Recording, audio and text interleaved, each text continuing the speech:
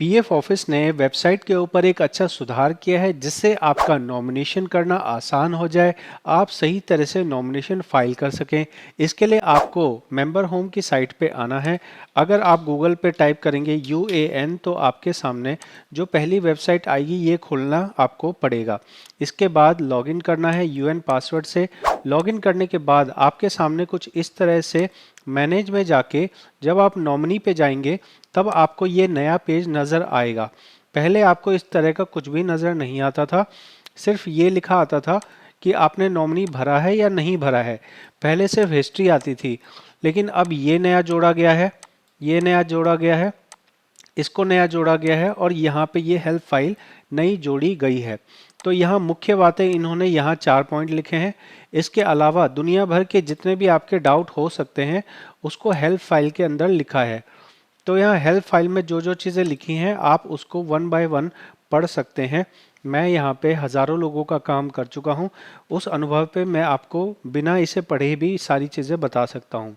सबसे ज़रूरी चीज़ जो मेन 4 पॉइंट हैं वो उन्होंने बाहर ही लिखे हैं, तो इनको आप ध्यान से देख लीजिए। लिखा है कि आपके पास मोबाइल नंबर होना चाहिए, जो मेंबर का आधार कार्ड है उसका मोबाइल नंबर होना चाहिए क्योंकि उसी पे ओटीपी आएगा। साथ में ही मेंबर का नाम, डेट ऑफ बर्थ और जेंडर, ये तीनों चीज़ें सही होनी चाहिए।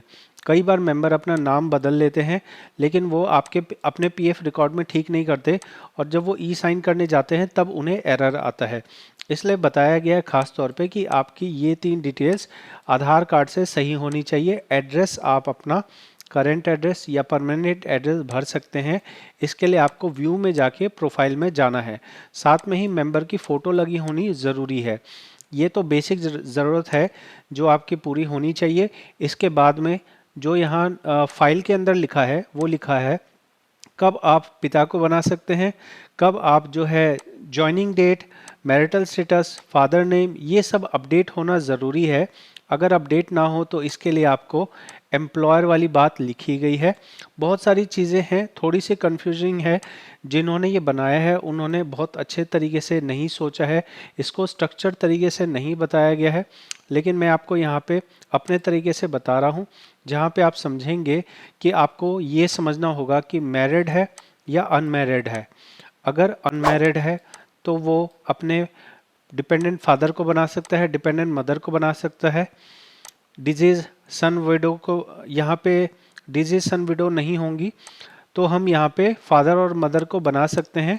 अगर हमें ब्रदर और सिस्टर को बनाना है तो वो हम फैमिली का हिस्सा नहीं मानते हैं, उन्हें फैमिली में नो करना होगा।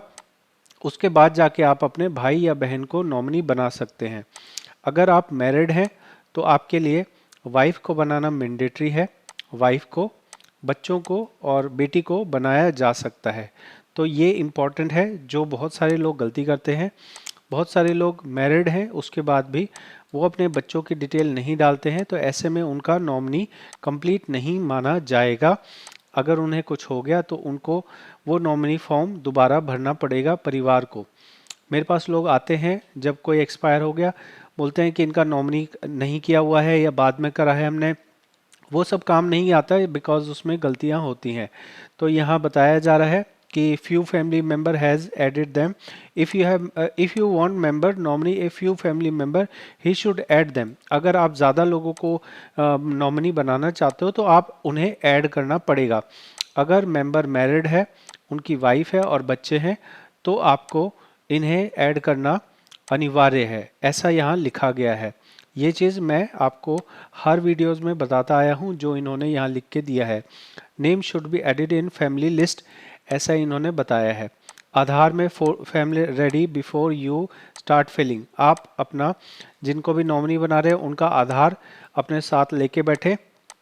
मेरे पास लोग नॉमिनी कराने आते हैं, मैं उन्हें पहले बता देता हूँ भाई आपका आधार कार्ड चाहिए, जिनको नॉमिनी बनाना है उनका आधार कार्ड चाहिए, फ़ोटो चाहिए। तो ये सब चीज़ें पहले बता दी जाती हैं, लेकिन यहाँ पे पीएफ ऑफिस भी अब इस डॉक्यूमेंट में बता रहा है।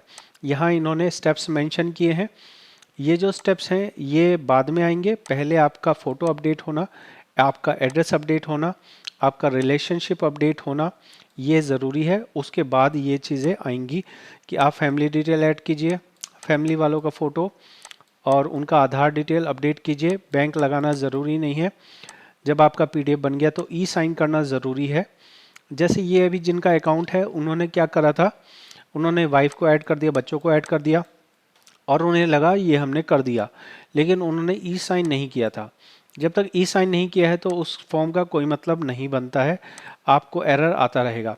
वैलिड नॉमिनेशन स्टेटस जो है आप आधार ओटीपी से वेरीफाई कर सकते हैं, जिसको आप बाद में जो है अगर मेंबर एक्सपायर हो जाते हैं तो बाद में वो काम आ सकता है।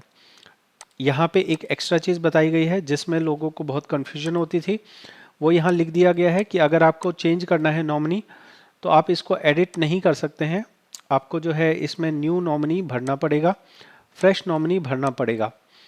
तो पुराने सिस्टम के अंदर में हमारे पास न्यू नॉमिनी का पेज यहाँ छोटा सा कोने पे लिखा रहता था न्यू नॉमिनी, अब इन्होंने बड़ा सा यहाँ पे बटन दे दिया है जहाँ पे इन्होंने हरे रंग में बना दिया है न्यू नॉमिनी के लिए।